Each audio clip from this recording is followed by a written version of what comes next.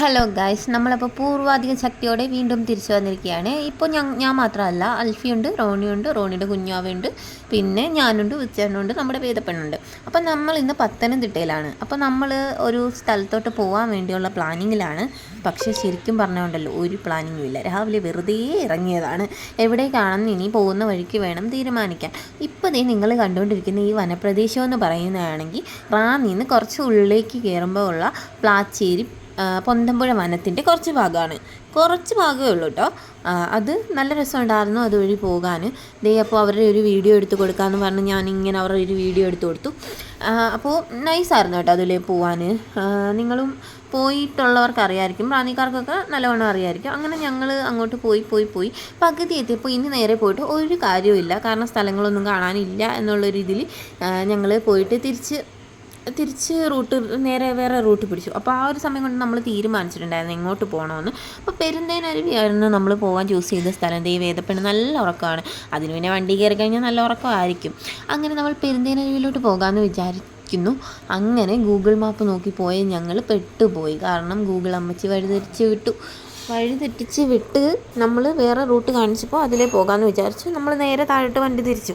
അങ്ങനെ പെരുന്തേനരുവി നോക്കി പിന്നെ ഗൂഗിൾ അമ്മച്ചി കറക്റ്റ് വഴിയാണ് കാണിച്ചു തന്നത് കേട്ടോ.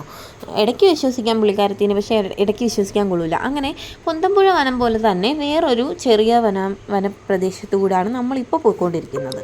അതും നല്ല രസമുണ്ടായിരുന്നു, നല്ല പീസ്ഫുള്ളായിട്ട്. ചേട്ടന് ഈ വക കാര്യങ്ങളൊക്കെ, ഇങ്ങനെയുള്ള സ്ഥലങ്ങളൊക്കെ ഭയങ്കര ഇഷ്ടമാണ്.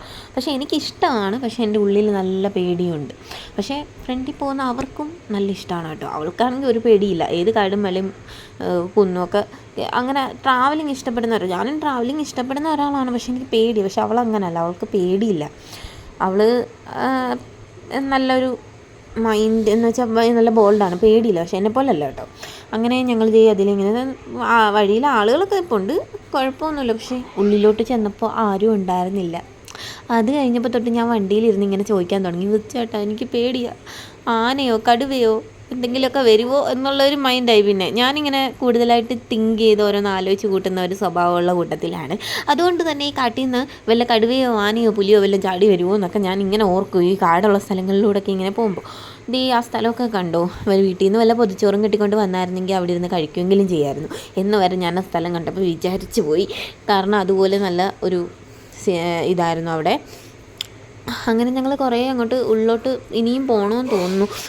കാട് മാത്രമേ ഉള്ളൂ കേട്ടോ, രണ്ട് സൈഡിലും കാട്, നടുക്കൊരു റോഡ്.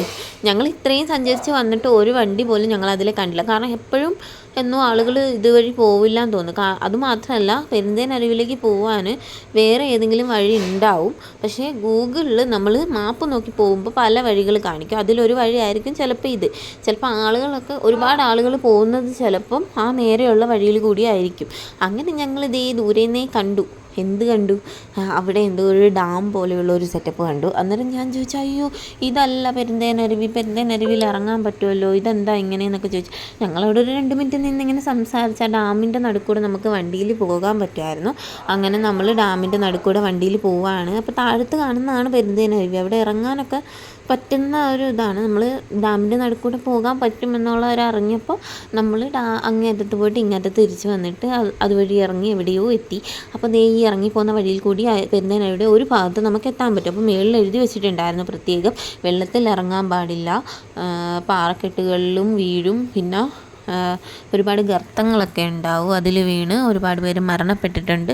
അതുകൊണ്ട് വെള്ളത്തിലൊന്നും ഇറങ്ങാതെ സൂക്ഷിക്കണമെന്ന് പറഞ്ഞിട്ട് അവിടെ ഒരു ബോർഡ് പോലെ വെച്ചിട്ടുണ്ടായിരുന്നു. അത് നിങ്ങളെ കാണിക്കാൻ പറ്റിയില്ല. അപ്പോൾ അവർ ഫ്രണ്ടിൽ പോയി കേട്ടോ. ചേട്ടനും റോണിക്കൊക്കെ ആണെങ്കിൽ ഇതുപോലുള്ള കാര്യങ്ങളൊക്കെ ഭയങ്കര ഇഷ്ടമാണ്. ഈ പച്ചപ്പ് കൂടി മറ്റേ കാട് പോലെ എവിടെയുണ്ടോ അവിടെ അവർ എന്തെങ്കിലുമൊക്കെ വൈബ് പിടിക്കും അവർ. അതുപോലെ ഭയങ്കര ഇഷ്ടമാണ്. അങ്ങനെ നമ്മൾ അവിടെ എത്തി. അപ്പോൾ നല്ല രസമുണ്ടായിരുന്നു കേട്ടോ കാണാൻ. നല്ല രസമുണ്ടായിരുന്നു വെച്ചാൽ എനിക്ക് ഒരുപാട് ഇഷ്ടപ്പെട്ടു. അപ്പോൾ ഞാൻ ആ പാറക്കെട്ടിൻ്റെ അവിടോട്ട് പോയി വെള്ളം നിങ്ങൾക്കൊന്ന് കാണിച്ചു തരണമല്ലോ, അല്ലെങ്കിൽ ആ സ്ഥലം നിങ്ങൾക്കൊന്ന് കാണിച്ചു തരണമെന്ന് വെച്ചിട്ട് ഞാൻ അങ്ങോട്ട് പോയപ്പോഴത്തേക്കിനും വിളിച്ചാണ് എൻ്റെ അടുത്ത് പറഞ്ഞു, മാറി നിൽക്കും, ഇങ്ങോട്ട് അങ്ങോട്ടെങ്ങാനും വീണ് കഴിഞ്ഞാൽ ഞാൻ കൂടെ ചാടത്തില്ല. എന്താണല്ലേ, അപ്പം ഞാൻ എവിടെയെങ്കിലും വീണ് പോയാലും ഇവൻ എന്നെ രക്ഷപ്പെടുമല്ലോ അല്ലേ. അതാണ്. അപ്പോൾ നല്ല ഭംഗിയുണ്ടായിരുന്നു കാണാൻ. പക്ഷെ ഞങ്ങൾ നിന്നതിൻ്റെ ഓപ്പോസിറ്റ് സൈഡിൽ കുറേ ആളുകളുണ്ടായിരുന്നു.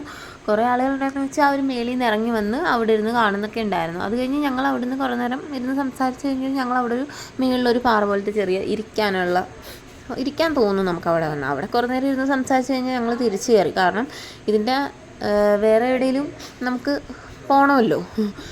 അതുകൊണ്ട് പെരുന്തൽമണ്ണയിൽ വേറൊരു പാട്ട്, ഒരു ടൂറിസ്റ്റുകാരൊക്കെ വരുന്ന വേറൊരു പാട്ടുണ്ടായിരുന്നു. അവിടെ നമുക്ക് പോകാമെന്ന് വിചാരിച്ച് നമ്മൾ അങ്ങോട്ടാണ് പിന്നെ പോയത് കേട്ടോ. അതേ ഈ ഒരു പാലം പോലത്തെ സംഭവമൊക്കെ ഉണ്ട്. അവിടെ മേളിൽ നിറയെ കാടും വള്ളിയും, ഒരു നല്ല തണലാണ്, വെയിലും കാര്യങ്ങളൊന്നും ഇല്ല. അപ്പോൾ നമ്മൾ അതുവഴി ഇറങ്ങിയതേ അവിടെയും ആൾക്കാരൊക്കെ ഉണ്ടായിരുന്നു കേട്ടോ.